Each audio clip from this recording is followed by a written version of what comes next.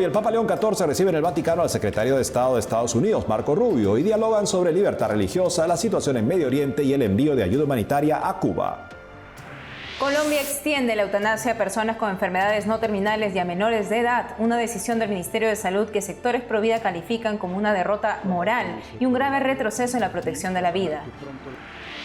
El crucero holandés afectado por un brote de hantavirus se dirige a las Islas Canarias, donde se prevé que llegue este domingo para desembarcar a los pasajeros.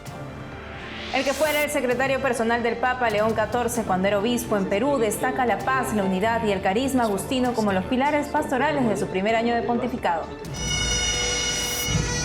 En una tradicional misa en Estados Unidos honran a los servidores públicos que dieron la vida protegiendo a la comunidad, rezando por sus familias y pidiendo por quienes hoy siguen en primera línea de servicio. Hola Natalie, comenzando el programa. Así es, Eddie, un gusto estar contigo también y con nuestros televidentes desde los estudios en Lima, Perú. Gracias por acompañarnos en EWTN Noticias. Soy Eddie Rodríguez Morel. Bienvenidos, yo soy Natalie Paredes. Empezamos las noticias desde el Vaticano con el esperado encuentro entre el secretario de Estado de Estados Unidos, Marco Rubio, y el Papa León XIV. Es una reunión de la que ya se conocían algunos de los asuntos previstos en la agenda. Desde el gobierno estadounidense se destacó la importancia del encuentro para abordar cuestiones internacionales y reafirmar la estrecha cooperación entre Estados Unidos y la Santa Sede en favor de la paz y la dignidad humana.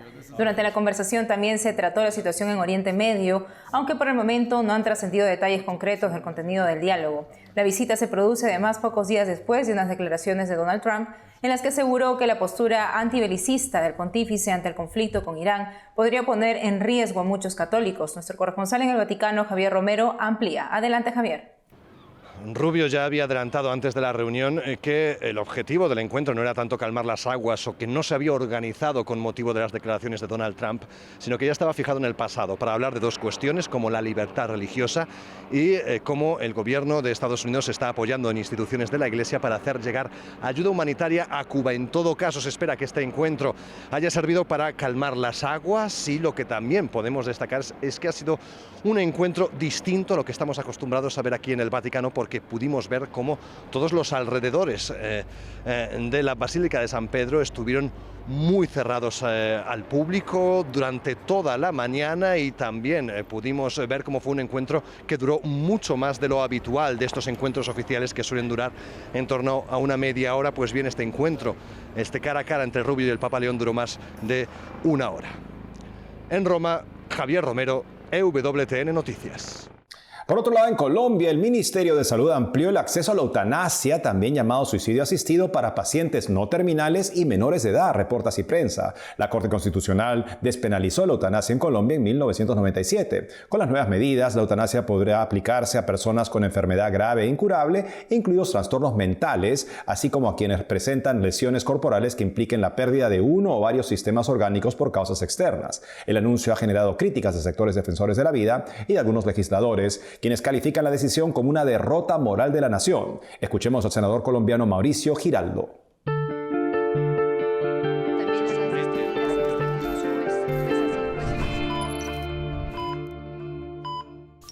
Y este gobierno, que se dice a sí mismo el gobierno de la vida, es el gobierno de la muerte. El gobierno de Petro acaba de sacar una resolución para permitir matar niños. Y si el niño tiene entre 14 y 17 años, la opinión de los padres no cuenta, su amor no cuenta, su compromiso con ellos no cuenta, porque desde los 14 años ellos pueden solicitar la eutanasia. Esto realmente es una aberración. Le están diciendo que el Estado sabe más que una madre, sabe más que el cuidado de un padre, sabe más un funcionario que el cuidado de papá y mamá para su hijo, que la vida de su hijo es desechable y sus padres ya no van a poder defenderlos. Y esta resolución no para ahí. Personas con discapacidades, pacientes con trastornos mentales no podrán decidir. Un médico o un funcionario decidirá por ellos. Los hospitales, clínicas, IPS, cristianas, de valores, de principios, no podrán negarse. El Estado les impone esta resolución. Esto no es compasión, esto realmente es una defecio. El gobierno Petro está decidiendo quién vive y quién muere. No me voy a quedar callado. Haremos lo que está a nuestro alcance en los tribunales, en las calles y en el Congreso. Esta batalla la seguiremos dando. Asimismo, Jesús Magaña, director de la plataforma Unidos por la Vida, también lamentó el acceso a la eutanasia en Colombia a pacientes no terminales y menores de edad. anuncia que este 23 de mayo realizarán la 20ª Marcha Nacional por la Vida para mandar un mensaje firme al gobierno exigiendo la destitución de los funcionarios que promueven la cultura de la muerte con esta decisión de ampliar el acceso a la eutanasia. Escuchemos su mensaje. Es nuevamente una acción antidemocrática, anticonstitucional, que destruye el entramado jurídico, que destruye la democracia del país. Esto tiene además graves consecuencias, porque con esto estamos haciendo crecer lo que podríamos llamar la agenda de la cultura de la muerte o el master plan. Por un lado, destrucción de la vida de los niños por nacer, los más indefensos e inocentes, de una manera cruel, por el aborto químico o por el aborto quirúrgico. Por otro lado, acabar con los enfermos a través de la eutanasia o con las personas que se sienten mal, aburridas, deprimidas, también aplicar la muerte. Es acabar por punta y punta la población. Esto es un suicidio demográfico. Es la solución más barata, porque ante el colapso creado por el gobierno del presidente Petro, que habla de un gobierno potencia de vida, lo que estamos viendo es un gobierno fracaso de vida. Estamos viendo que la solución a los problemas de los enfermos en el país no es aliviar a los enfermos, sino matar a los enfermos. Estamos viendo cómo la destrucción del sistema de salud ya está generando, por ejemplo, la no atención a enfermos con cáncer de la nueva EPS, de institutos como el de cancerología, que dicen no podemos más, el gobierno no paga sus deudas y entonces no podemos seguir operando. Y ante esto, la solución brillante es ampliemos la eutanasia, matemos a los enfermos para acabar con la enfermedad.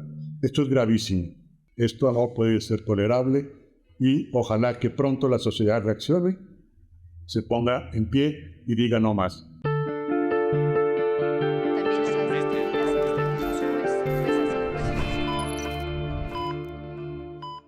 Sobre el crucero MV Ondius infectado por hantavirus, les contamos que otros 2 pasajeros infectados con el virus y otro con sospecha de contagio fueron evacuados este miércoles. 2 llegaron en estado grave a Ámsterdam. El crucero sigue estacionado frente a las costas de Cabo Verde, África, en medio del brote de esta enfermedad que afecta en forma letal a los pulmones y está transmitido por roedores, según la OMS.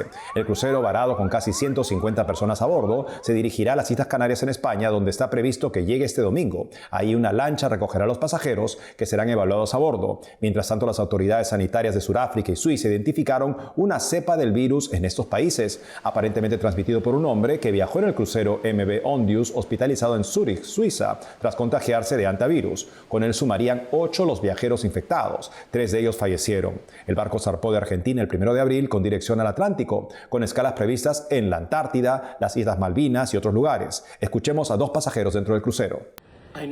Normalmente no haría un video como este, pero siento que necesito decir algo, así que escribí algunas cosas. Actualmente estoy a bordo del MV Ondius, y lo que está sucediendo ahora mismo es muy real para todos nosotros aquí.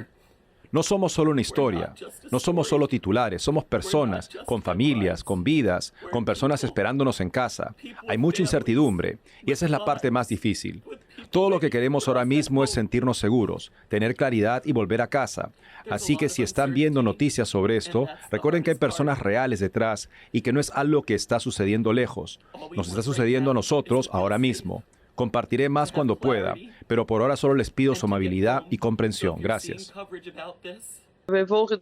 Seguimos las normas de la Organización Mundial de la Salud, así que mantenemos la distancia entre nosotros. Las mascarillas, quienes se sienten cómodos usándolas, las usan, especialmente en interiores. Salvo algunas excepciones, el ambiente es bastante bueno, dadas las circunstancias. Nos preocupan nuestros 2 compañeros de viaje que están enfermos y a quienes aún no se les permite desembarcar. En cuanto a nuestra situación personal, nadie está enfermo, nadie tiene síntomas y tratamos de que siga así. ¿Hay pánico? En absoluto. Cierta resignación, cierta incertidumbre. Algunos lo sobrellevan mejor que otros, pero eso es todo. Este viernes celebramos el primer año del pontificado de León XIV. Por eso, en Perú, donde el Santo Padre forjó el inicio de su ministerio sacerdotal, realizan una serie de actividades celebrando su labor pastoral en el mundo. En Chiclayo tierra de misión del Papa León, se realizó el conversatorio A mi querida diócesis de Chiclayo que me ha dado tanto, en la que participó el padre Jason Sempertigue, quien fue ordenado por el Papa en 2015 y también fue su secretario personal. Para repasar este primer año del pontífice, entramos en contacto con el padre Jason. Padre Jason, bienvenido a EWTN Noticias. Muchas gracias por la invitación, encantado de estar con ustedes. Padre Jason, ¿cómo nace la relación entre usted y el Papa? Bueno, desde que él llegó a Chiclayo, pues tuvo una relación cercana con todos los sacerdotes, pero conmigo particularmente porque él me ordenó sacerdote y luego a los 4 meses de ordenado sacerdote me pidió que fuera su secretario personal y fui su secretario personal durante 4 años en el obispado. Y allí, pues viviendo con él, compartiendo esa actividad de cada día en el obispado, pues se forjó una amistad que, por gracia de Dios, que se ha mantenido hasta ahora. ¿Y cómo ve usted, que lo conoce de cerca, ¿no? ¿Cómo ve este primer año también del pontificado de León XIV?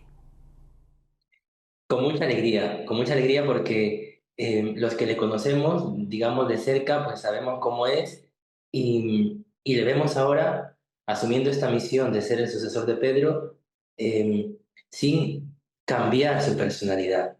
Él le dice sí al Señor tal como es, con todas sus cualidades, con todas sus virtudes, y asume así esta misión, confiando en la gracia de Dios y siendo el mismo, manteniendo esa capacidad de diálogo, esa capacidad de serenidad, de paz que lleva, la alegría, el sentido del humor, la pausa para tomar decisiones, verle, pues, digamos que a los que le conocemos de cerca, pues no nos sorprende cómo va llevando esta misión. Sí, y padre, ¿cuál considera usted que ha sido el mayor desafío en este primer año del pontificado de León XIV? Pues yo creo que muchas cosas, ¿eh? Primero, yo creo que la conciencia que él quiere ayudarnos a tomar en toda la Iglesia de la importancia de la unidad. Y también la importancia de asumir el legado del Papa Francisco, sobre todo esa apertura al diálogo, esa apertura a la fraternidad, la escucha y cómo él quiere llevar, guiar la Iglesia en continuidad con todo el magisterio de sus predecesores. Asimismo, desde el primer momento, él ha sido consciente, yo creo que por gracia de Dios y porque ha sabido escuchar la voz de Dios en su corazón, de la importancia del mensaje de paz para el mundo. Y no solamente lo repite por las circunstancias actuales, sino porque es el mensaje de Cristo. Yo recuerdo con alegría ese saludo del Papa en el balcón diciendo la paz con todos ustedes. Ese es el saludo de Cristo resucitado. Y ese desafío de anunciar la paz es anunciar a Cristo.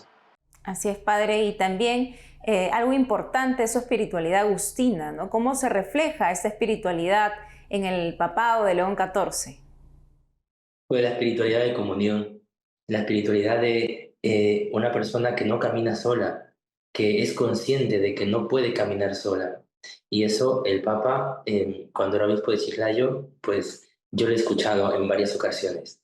Yo no sé vivir solo, yo no sé trabajar solo, nunca lo he hecho y no me gustaría hacerlo en ninguna circunstancia. Por eso sabe buscar colaboradores, sabe apoyarse en personas. Y una de las cosas que es muy importante y que yo con el tiempo voy descubriendo la importancia que tiene esta cualidad, él sabe fiarse de las personas que trabajan a su lado.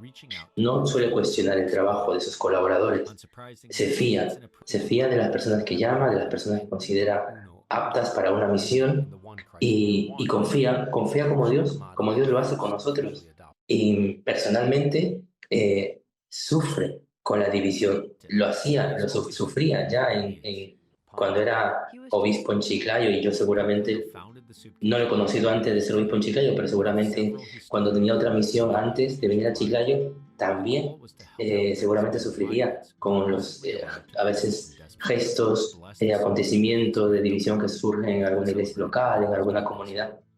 Y él siempre ha trabajado por la unidad, siempre ha trabajado por la unidad como ha podido, con todas sus fuerzas, porque eso es lo que hacemos todos, como podemos, ¿no? Como respondiendo a la llamada de Dios, poniendo todos los medios que se puedan y sobre todo confiando en la gracia, ¿no? Que es una cosa muy agustiniana también, la confianza plena en la gracia de Dios. Así es, padre. Entonces, durante este papado vamos viendo también cómo hay conflictos, ¿no?, en el mundo, y el Papa siempre su respuesta es de paz, de esperanza, de confianza, como usted menciona también, y de unidad. Padre Jason Semperti, muchas gracias por la entrevista. A ustedes, muchas gracias y que Dios les bendiga y feliz Pascua. Hacemos una pausa y al volver conocemos sobre los riesgos espirituales de ciertas prácticas de la nueva era en un nuevo libro que explica su incompatibilidad con la fe cristiana. ¿Qué es eso? Además, en Bolivia anuncian la restauración de la llamada Capilla Sixtina de los Andes, un templo del siglo XVI que será rescatado con apoyo del gobierno de Estados Unidos. Regresamos con más noticias con Enfoque Católico.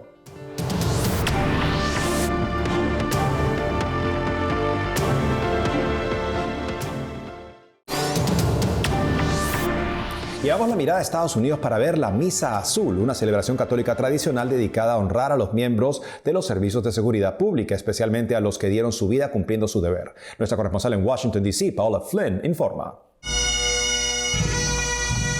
Bomberos, policías y personal de emergencia desfilan hacia la entrada de la iglesia de San Patricio en Washington, D.C., para participar de la Misa Azul número 32, encabezados por agentes con atuendo escocés tradicional al sonido de las gaitas.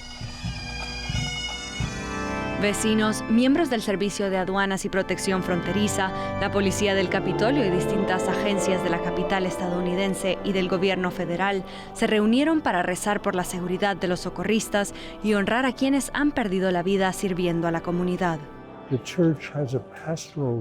La iglesia tiene una función pastoral hacia ellos que tiene sus raíces en la Biblia, ayudarles a sentir la presencia de Dios y también ayudarles a comprender las tensiones de sus vidas y las consecuencias que éstas puedan tener. Y eso es en parte el propósito de esta misa, hacer que la paz de Dios llegue a ellos de una manera más plena. Monseñor Salvatore Criscuolo es el párroco de la Iglesia Católica de San Patricio y ha trabajado más de 40 años acompañando a los agentes y a sus familiares en los momentos más difíciles. He conocido a la mayoría de los supervivientes en el peor día de sus vidas, cuando ha fallecido un ser querido. Recuerdo mi primer día, que fue el 4 de agosto de 1989. Un agente se ahogó. Estaba intentando salvar a alguien. Salvaron a la persona que intentaba suicidarse, pero, por desgracia, el agente se ahogó. 2 detectives me llevaron a la comisaría central para conocer a la familia. Cuando entré a esa oficina, la esposa estaba embarazada, con 8 meses, tenía 2 hijos, sus padres estaban allí, y sus abuelos, y sus 2 hermanos, que también eran agentes de policía.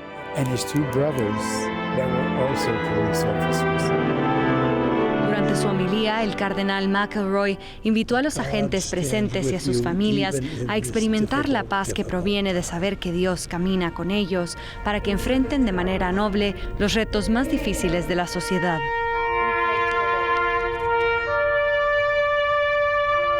Al final de la celebración se escuchó el taps, la melodía militar que se interpreta con trompeta o clarín en funerales y actos conmemorativos. Yo creo que la fe es importante en todos momentos, pero sí, con una profesión como esta, que todos los días salimos de la casa, nos despedimos de los que nos quieren mucho, que dependen de nosotros, y no saber si vamos a regresar o no. Toda vida es valiosa y esto permite a las personas comprender lo valiosa que es cada alma para Dios. Y sea cual sea la vocación a la que estén llamados en esta vida, ya sean profesores o agentes de policía, creo que la Iglesia está ahí para reafirmar el valor de esa vida humana y la pérdida que supone.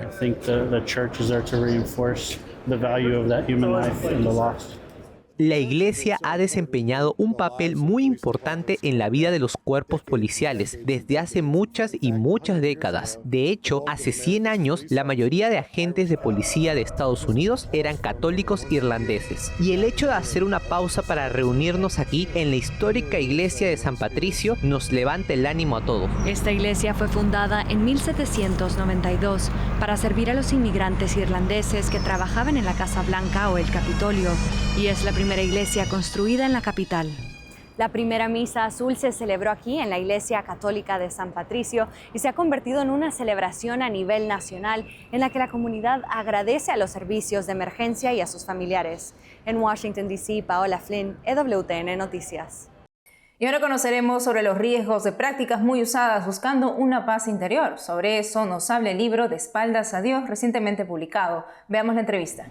En un contexto donde prácticas como el yoga, el mindfulness o el reiki se presentan como caminos de paz interior, el sacerdote Gustavo Lombardo del Instituto del Verbo Encarnado propone una mirada crítica en su reciente libro De espaldas a Dios. Hoy estamos en conexión con el propio Padre Lombardo para profundizar en este desafío espiritual. Padre Gustavo Lombardo, bienvenido a EWTN Noticias. Muchas gracias, Natalie. Un gusto poder estar aquí comentando este trabajito que hemos hecho. Padre Lombardo, ¿qué es la nueva era que considera urgente hablar ahora de ella?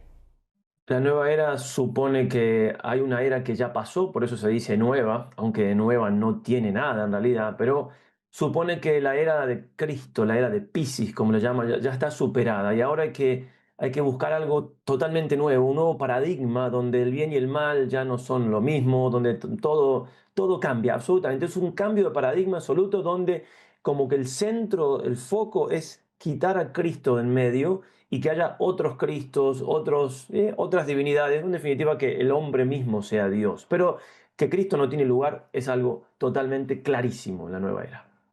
Y precisamente, Padre, la nueva era tiene distintas corrientes muy usadas y hasta consideradas atractivas por algunas personas. Estamos hablando de el yoga o el reiki, ¿no? Que muchas personas lo realizan en su día a día. ¿Por qué estas prácticas no son compatibles? Y si nos puede explicar también el desarrollo de ellas.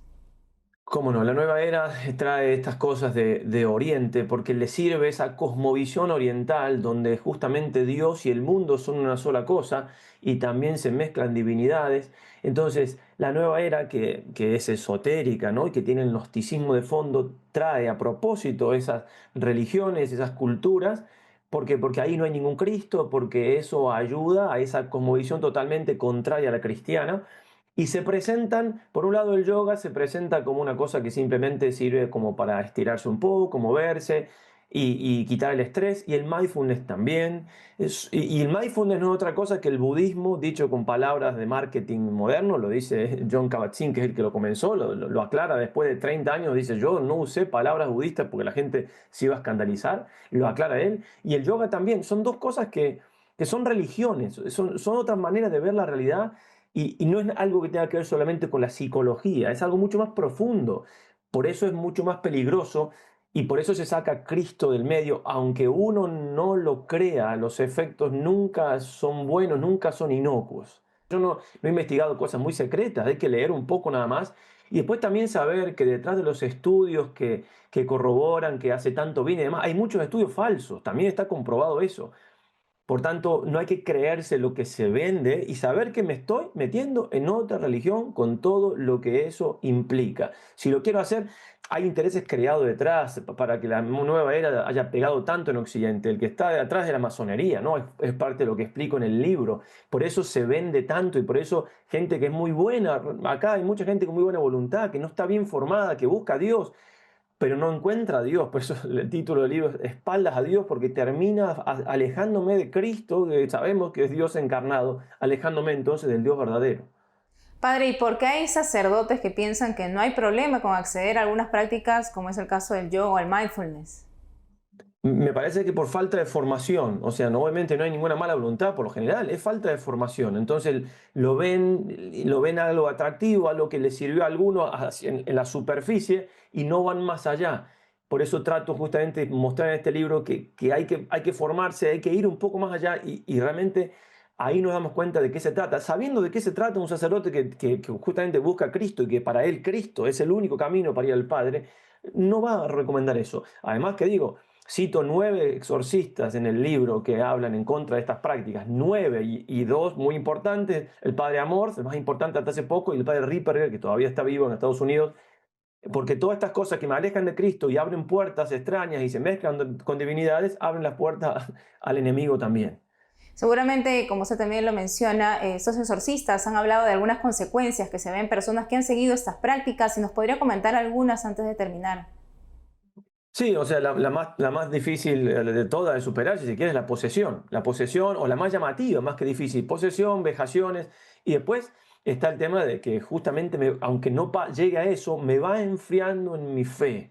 Hay gente que llega más, como leí un comentario en YouTube estos días, una señora que decía, la encargada de la catequesis en mi parroquia lo promueve al yoga y dice que no tiene nada de malo. Y otro abajo le pone, yo estuve ahí metida, hasta que no toqué fondo no me pude dar cuenta. Trátala con mucho cariño y reza por ella, ¿no? Eso pasa, a veces tienen que tocar fondo para darse cuenta, pero bueno, la idea es evitar que toquen ese fondo. Padre, entonces, ¿dónde encontrar su libro de Espaldas a Dios para podernos alertar sobre estos temas? Lo pueden buscar en ejerciciosespirituales.org, ahí bastante arriba está ofrecido, se venden en como 10 países en Latinoamérica, está en Amazon también, la idea es que puedan, donde quieran conseguirlo, lo puedan conseguir. Padre Gustavo Lombardo, muchísimas gracias por la entrevista.